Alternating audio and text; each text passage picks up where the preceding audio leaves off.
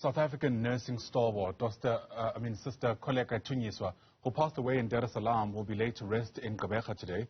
The 87-year-old left the country with a group of other nurses who were recruited by the South African Liberation Movement to help revive nursing in Tanzania back in the 1960s.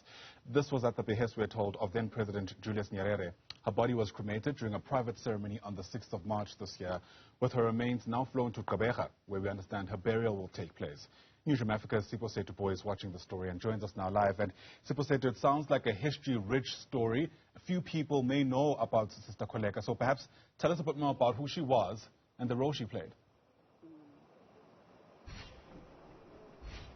Well, good morning to you, Ayanda, and to the rest of the viewers. And I think the entry point of where we can actually talk about Sister Tunyiswa was the fact that she was also moved to exile and, of course, to train there as a nurse. She is originally from Gqeberha in Motherwell, and from what we understand is that her and her elder sister, Sister Edith, were the two that moved to Tanzania with the rest of the 20 other nurses.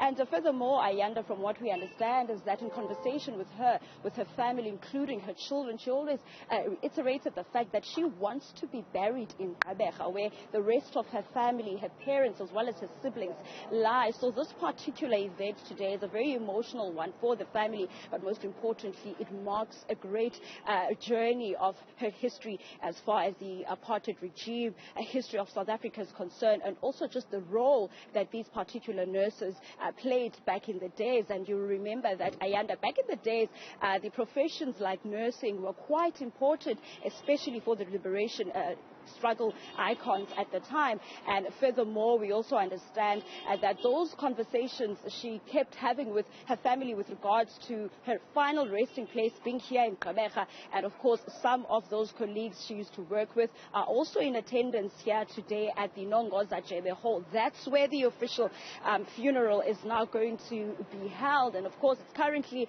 underway as we wait for the family members as well as some of the officials to make their way here in New Brighton. And we understand that the provincial Lieutenant General Nomthetheleli Mene is also here. We also know that Premier Oscar Mabuyane will also make his way here. We also saw MEC Gqeberha making her way inside the hall right behind us as we wait for more of the family members to also speak to us in terms of what kind of person she was, things that she loved, and also just the family and friends sharing the story of her life and how life was. As far as we understand, she passed away when she was 87, and she had her own family back in Tanzania.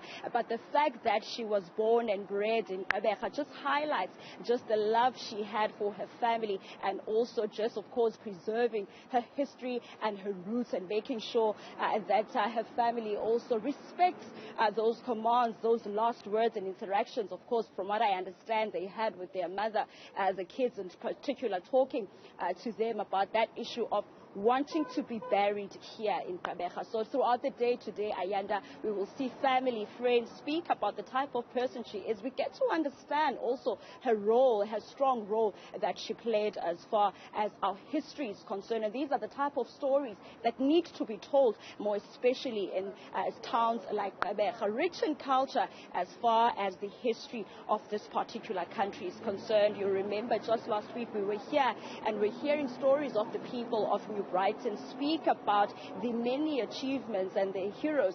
And of course now we see, of course, Mama Tunyiswa now also coming to this particular area of New Brighton. That's where her official funeral will be underway shortly here, Ayanda. Yeah, I mean, she's been honored during this time, Siphosethu, not only for her role in ending apartheid in some ways by assisting activists who are transiting through Tanzania, but also there are nurses who are lauding just the ways in which she's been able to uphold the profession despite the difficult conditions that she was expected to work in. And this is a very interesting topic, because now we talk about the issue of nursing, and in particular some of the issues that they're faced with. You will remember that New Brighton has its own clinics here, and you will know that also there are also hospitals like Doranginza Hospital that are named after, of course, struggle icons themselves. So you will see the profession of nursing and the issues that the many people back in the days were faced with weren't only focusing on the issue of fighting apartheid, but also they were doing it in a way that also meant that they were giving back to the community and also assisting the struggle icons, making sure. And it also, when I highlights the issue of the relations between Tanzania and South Africa, you will see that relationship there. I mean, this particular nurse used to work there. She even settled, Sister Kholeka Tunyiswa, even settled in Tanzania, but she never forgot where she came from. And I think that's also one of the many important rules, and also one of the things that many people will take away from her, and the issue of keeping the profession of nursing at its high dignity and its high regard, Ayanda. Siphosethu Booi left to us there from Gqeberha. Truly an important story, and thanks for watching it with us. We'll keep an eye on it as it continues to unfold.